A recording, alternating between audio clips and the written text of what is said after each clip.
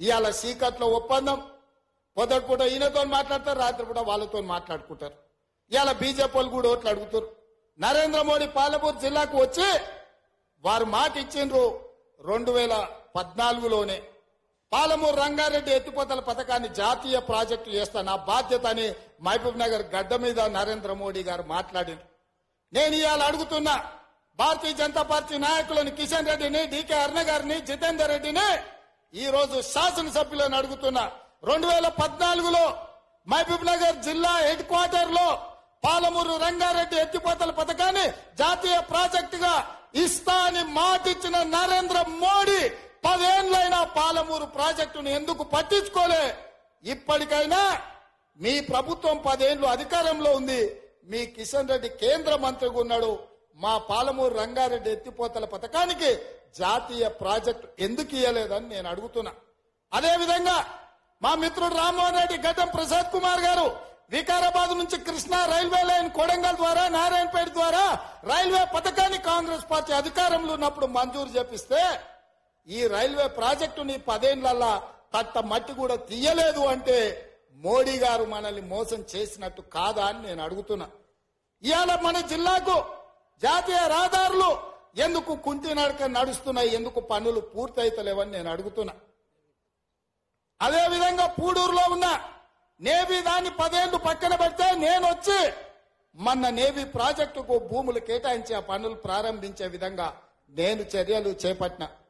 ఇవాళ మిత్రులారా, బీజేపీ నరేంద్ర మోడీ 10 సంవత్సరాలు ప్రధానమంత్రిగా ఉన్నాడు, కిషన్ రెడ్డి గారు 5 ఏళ్లు కేంద్ర మంత్రిగా ఉన్నాడు, 4 ఎంపీలు ఉన్నారు, బండి సంజయ్ గారు ఎంపీ ఉన్నారు, అరవింద్ ఎంపీ ఉన్నాడు, బాబురావు ఎంపీ ఉన్నాడు. కేంద్రంలో మీదే ప్రభుత్వం ఉంది. 4 ఎంపీలుండి 4 రూపాయలైనా తెలంగాణ రాష్ట్రానికి తెచ్చిండ్రా? ఇక ప్రధానమంత్రి కంటే పెద్ద పోస్ట్ ఏమన్నా ఉన్నదా? ఈ దేశంలోనే అత్యున్నతమైన పదవి ప్రధానమంత్రి పదవి. ఆ ప్రధానమంత్రి అభ్యర్థి పాలమూరుకు వచ్చి పాలమూరు సభలో నాకు అండగా నిలబడండి, పాలమూరు రంగారెడ్డి ఎత్తిపోతల పథకాన్ని జాతీయ ప్రాజెక్టు చేస్తా అని మాట ఇచ్చింది. 10 ఏళ్లైనా ఎందుకు పడికేసిందో డీకే అరుణ గారు, జితేందర్ రెడ్డి గారు ఇవాళ సమాధానం చెప్పాలి.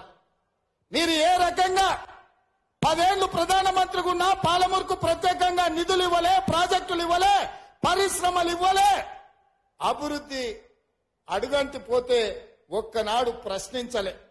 మరి ఇవాళ ఏ విధంగా మీరు ఈ జిల్లాలో ఓట్లు అడుగుతారు, సీట్లు గెలిపించమని అడుగుతారని నేను అడుగుతున్నా.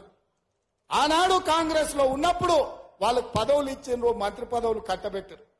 పార్టీని మోసం చేసిన వాళ్ళు కూడా ఇవాళ మళ్లీ గెలిపించమని అడుగుతారు.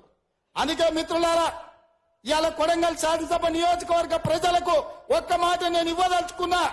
ఈ రోజు నారాయణపేట కొడంగల్ ఎత్తిపోతల పథకం కావచ్చు, మెడికల్ కాలేజ్ కావచ్చు, పారామెడికల్ కాలేజ్ కావచ్చు, నర్సింగ్ కాలేజ్ కావచ్చు, ఇంజనీరింగ్ కాలేజ్ కావచ్చు, మహిళా డిగ్రీ కాలేజ్ కావచ్చు, దౌలతాబాద్ బొమ్మరాజ్పేటలో జూనియర్ కాలేజీలు కావచ్చు, అదేవిధంగా కొడంగల్లో వెంకటేశ్వర స్వామి మందిరం అభివృద్ధి కోసం 16.5 కోట్ల రూపాయలు మంజూరు చేయించినాం. కోస్గిలో వేణుగోపాల స్వామికి 2 కోట్ల రూపాయలు మంజూరు చేయించినాం. మద్దూరులో రెసిడెన్షియల్ కాలేజ్, మద్దూరు అభివృద్ధి కోసం ఇవాళ నిధులు మంజూరు చేయించినాం. దౌలతాబాద్ లో బీసీ రెసిడెన్షియల్ కాలేజ్ కి మంజూరు చేయించినాం, జూనియర్ కాలేజ్ మంజూరు చేయించినాం.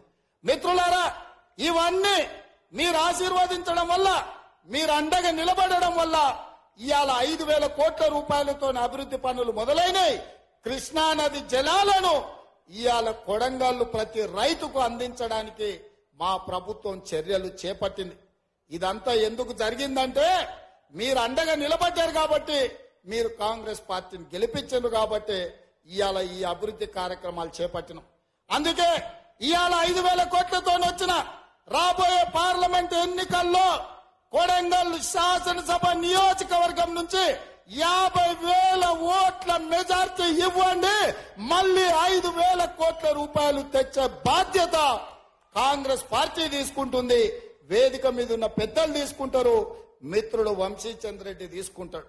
ఇవాళ వికారాబాద్ కృష్ణా రైల్వే లైన్ రావాలన్నా, కోస్గిలో సిమెంట్ ఫ్యాక్టరీ రావాలన్నా, పెద్ద ఎత్తున పరిశ్రమలు మన నియోజకవర్గానికి రావాలన్నా, ఇవాళ వేలాది మంది నిరుద్యోగ యువకులకు ఉద్యోగ ఉపాధి అవకాశాలు కొడంగల్లో కల్పించాలి అనంటే రాబోయే పార్లమెంటు ఎన్నికల్లో 50,000 మెజార్టీ తగ్గొద్దు, ఆ పైన పెంచిస్తే మీ దయ మీ అండ ఉండాలి అని చెప్పి ఈ వేదిక మీద నుంచి నేను కోరుకుంటున్నా.